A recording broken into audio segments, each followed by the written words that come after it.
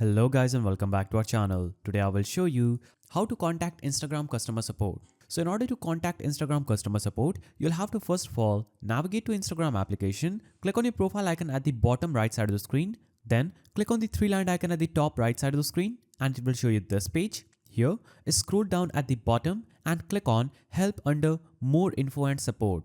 After you click on help, you'll be on this page where you can easily click on report a problem button. Now, when you click on this button, a pop-up will show up saying go back and shake phone or report problem without shaking. So you'll have to choose the option that says report problem without shaking, that is this eye icon. Now, it will show up this page. Here, you can click on include and continue and it will take you to this report problem page. So here you'll have to briefly explain what happened or what's not working. That means type in your problem that you're facing and why do you want to contact Instagram customer support.